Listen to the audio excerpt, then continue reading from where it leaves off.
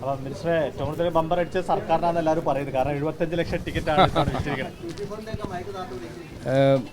ഈ കേരള ലോട്ടറി ഇപ്രാവശ്യം ഈ നറുക്കെടുപ്പ് നടക്കുമ്പോൾ GST വന്നതിൻ്റെ പെട്ടെന്നൊരു പശ്ചാത്തലത്തിലായിരുന്നു. അപ്പോൾ അത് കാരണം ഏജൻറ്റുമാർക്ക്, കച്ചവടക്കാർക്ക്, ഓഫീസർമാർക്ക് നമുക്കെല്ലാം ഒരു ആശങ്കയുണ്ടായിരുന്നു. കാരണം ഇത് ലോട്ടറി ഈ GST വരുന്നതിന് മുമ്പ് അടിക്കാനേ പറ്റുള്ളൂ. അടിച്ചു കഴിഞ്ഞാൽ ഇടയ്ക്ക് വെച്ച് വില മാറ്റാൻ പറ്റില്ല, അല്ലെങ്കിൽ ഇടയ്ക്ക് വെച്ച് ടാക്സ് മാറ്റാൻ പറ്റില്ല.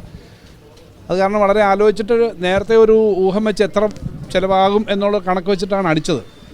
അപ്പോൾ അത് അടിച്ചു കഴിഞ്ഞത് ഏതായാലും റെക്കോർഡ് വിൽപ്പനയാണ് ഉണ്ടായത്.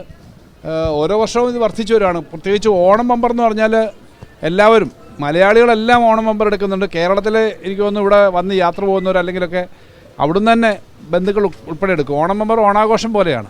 അപ്പോൾ ഓണം ബമ്പറിൻ്റെ ആ തുകയുണ്ട്. ഒന്നാം സമ്മാനം 25 കോടി മാത്രമല്ല, 20 പേർക്കാണ് ഓരോ കോടി വെച്ച് കിട്ടുന്നത്. അപ്പോൾ പല ലോട്ടറിയുടെ എഫക്റ്റാണിത്. പിന്നീട് 50 ലക്ഷം വെച്ചും അതേപോലെ ഉണ്ട്. 5.5 ലക്ഷത്തോളം വരുന്ന സമ്മാനങ്ങളുണ്ട്. അപ്പോൾ അത് നന്നായിട്ടത് പോയിട്ടുണ്ട്.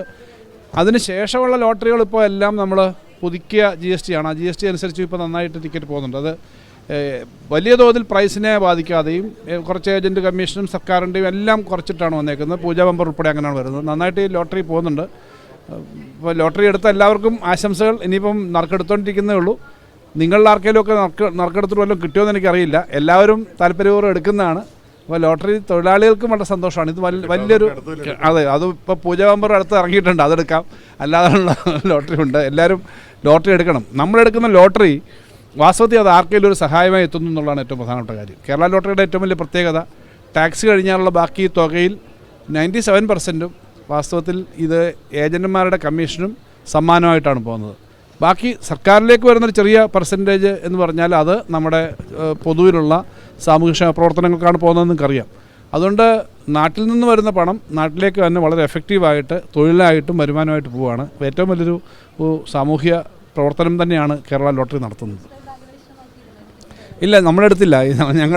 ഞങ്ങളാരും എടുത്തിട്ട് ഇവിടെ നടക്കണം.